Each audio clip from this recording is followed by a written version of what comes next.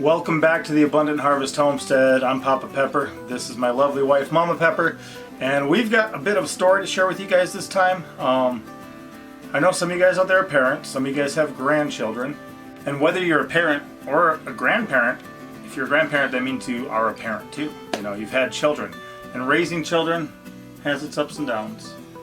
It's kind of like the terrain around here in the Ozarks. Lots of hills and valleys, and there can be different bumps in the road.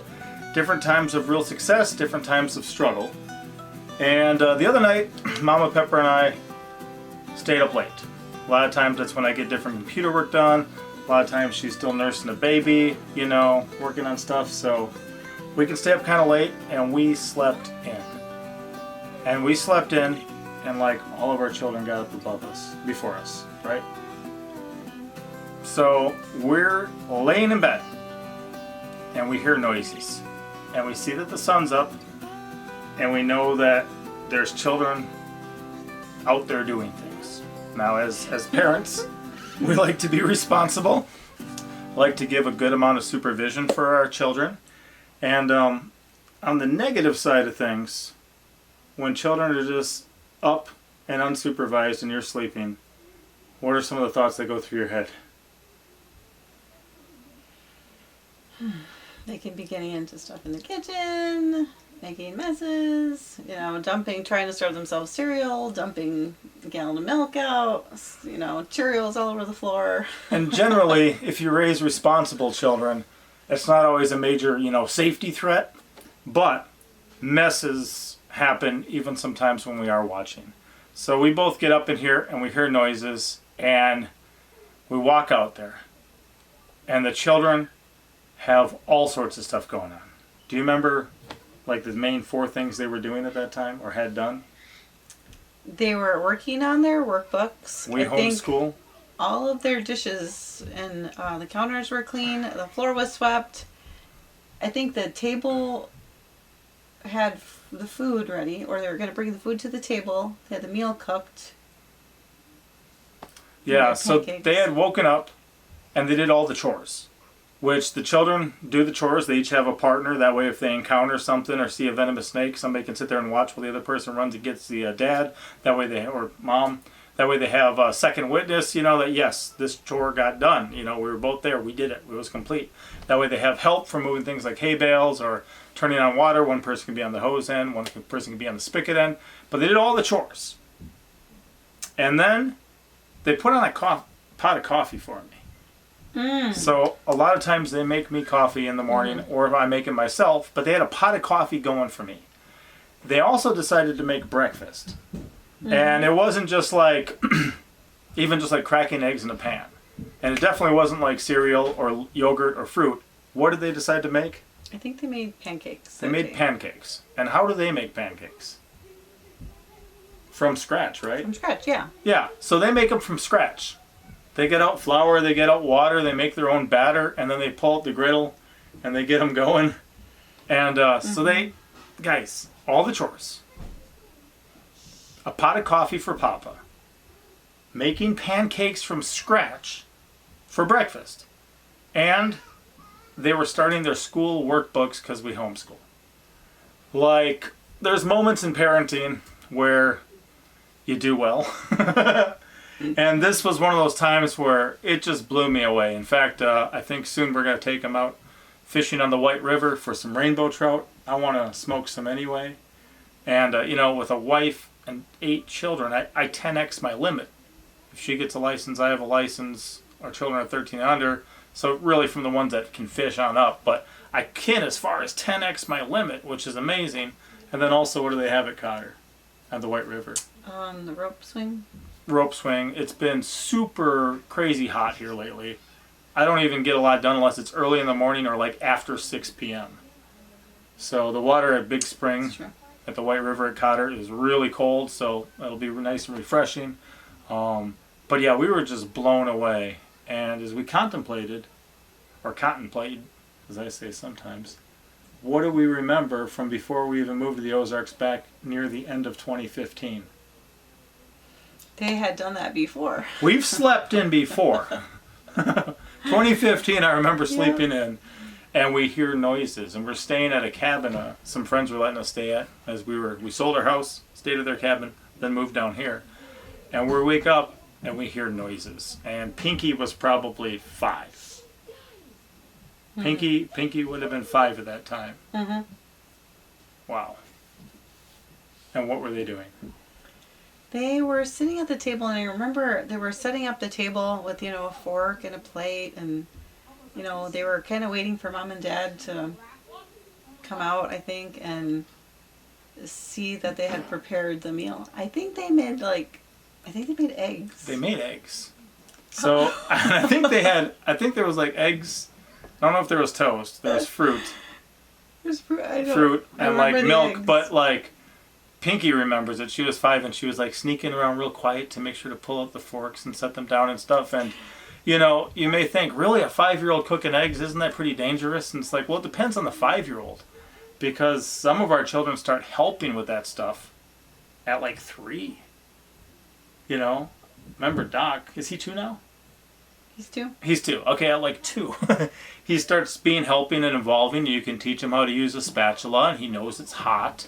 And sometimes, like, if the first time somebody uses like a sharp tool is when they're like 18 and they're strong and they have muscles, I mean, they can seriously get hurt. If the first time they use a sharp tool is earlier, where they can barely hurt themselves and they learn to respect it then, it actually winds up being safer in the end. But yeah, no, back in the day, 5-year-old Pinky Pepper leading the charge, just cracking some eggs in the skillet, get them going, and making us breakfast. Mm-hmm. I think I remember hearing them like behind the door, and they were whispering like, "Do this, get this ready," Right, and it's not like if something went wrong, we weren't really 10 to 15 feet away, just on the other side of the wall, and they goes, "Dad, can you help?" And boom, I would have been up and on it. But I love the heart of children, who aim to please, who desire to be a blessing, who are capable and able to accomplish things. It's just a huge blessing. And to have those, because life isn't always easy, it doesn't always go well. So when all of a sudden you have a day like that, you're like, whoa, this is crazy. Mm-hmm. Yep, and one of the things that I see in those moments is that they're working as a team. They're learning to work together, and then they can accomplish more when they do those kinds of things. So, and they're working out of love of their heart as well, and you see that love come forth in that action, and it's beautiful. So, well, and they know that they have 2 parents who provide a lot for them, who bless them a lot, who do a lot of things. So then they're like, all right, we have 2 parents, we're all the siblings, let's partner together in this effort. And if we, a lot of our tasks we break down into units that everyone can do, and we all just come together and boom, a lot gets accomplished with everyone doing a little. And they've learned to do an amount of that themselves. So that also happened when we did the chicken butcher while Papa was gone. I'll link the video, but we all worked together, and we were able to accomplish the goal that we were aiming for, and it was really, really cool. It was a huge blessing to come home and hear that they butchered and processed all the chickens, because I was planning on spending my whole Sunday doing that with them. But they did doing it? Well, no? maybe, I don't know. That wasn't part of my plan. So. You guys, you didn't ruin a video plan. You just freed up a whole day of work that I had here. Yeah. So that was awesome. Yep, so. And I might ask a couple of those little ones a little bit about it. Yeah. I like those moments where they surprise us and they do just go above and beyond. I was thinking above and beyond. So. Yeah, so be encouraged.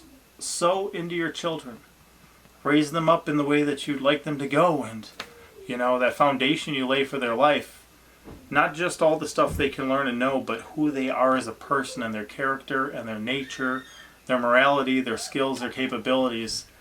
Have a goal with that too, besides just they know math. Our children know math. I heard the little one the other day counting backwards in the 30s. And I'm like, what in the world? Like, it blew me away. I didn't know. And our little guy, he was reading from the Bible. Yeah. We were listening to somebody the other day, and he had his Bible. He was just reading. All right, I'm going to check on these little ones for a minute and maybe ask them a couple things for you guys to check out. But be encouraged. Also, guys, I want to throw a quick shout out and congratulations to Jerry and Lucia from Sanctified Supply Co. Sanctified Supply Co. They're the ones who make the Papa Pepper Gardening It Tastes Better Than Starvation shirt. And we've got some stuff planned for the future as well. Speaking of children, they just had their second, so I'll link their channel here. You can wish them a congratulations, tell them Papa sent you. And if you guys are interested in a Papa Pepper shirt from Sanctified Supply Co., there's a link in the description. So, Pinky, I see you're cooking dinner right now for the family. What happened the other morning? We woke up at 6:30, I think. Okay. And we woke up after 8, so. We did chores and then came inside and I was like, all right, Mom and Dad are sleeping. Hurry, everybody. Get ready to have Mom and Dad wake up soon, so let's try to get some stuff done. And so, I can't remember exactly what we did, but... Well, I know you did all your chores. We did chores. Somebody had a pot of coffee. Yeah, I made coffee, then we made breakfast. I don't know what we made. It was pancakes from scratch. Pancakes, oh yeah. And then we were doing workbooks, and we cleaned up, and I did the dishes. Yeah, Mom noticed the counter clean and stuff, and the dishes done, and I forgot about that part. It was just like chores, coffee, breakfast, school books, but it was fun. And was it? Oh, it was fun to do that and live that way and bless your parents. Yeah. You guys are strange children. Not everyone would even think about the joy and the blessing it is just to work good, to do, nice things for people. So, thank you. I'm glad you said it was fun. Yeah. Do you remember doing it when you were 5? I do remember climbing up on the counter. I was like, Fred Pepper, get over here. I need to hand you these plates. And I was like trying to make them be really quiet. Yeah. Because they were like and I think you guys actually made eggs. And we made them all the way down to the table, and we were waiting for a long time for y'all to wake up. I remember that part. How about you? I don't remember anything. Yeah. Well, no, but the other day. Oh. How about the other day when you guys did chores, made coffee, cooked breakfast, pancakes, and then we woke up? It was fun because there wasn't so many little kids following us outside and getting dirty. Okay, yeah, because we still had a couple in the room sleeping. And we had everything done by the time everybody woke up, so. Yeah, that was a huge blessing to wake up to. And what did I say we could do for fun? To celebrate? Go out to a big rope swing thing where it's really cold water and Yeah. go off it. And we actually went off of it before. Yeah. We just dropped down. But it was a lot of fun then, so I think it'll be a lot And of what fun. kind of fish are we going to try to catch out there? Rainbow trout? Trout? That's right, rainbow trout. So, last time I think we went, I don't think we caught anything. But they're big there. They can get big, and big browns too. Thank you. Did you help the other morning too? With waking up, yeah. Yeah. What'd you work on? I worked on tidying up the floor and workbooks and helping with breakfast. Awesome. After you did chores? Yeah. Yeah. And what was it like when Mom and Dad woke up and saw that? It was pleasant. Good word. Good word. It was pleasant. And how did it make you guys feel? Much better. Yeah. Why?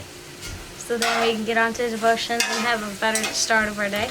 Yeah, that's a good point too. That's a really good point.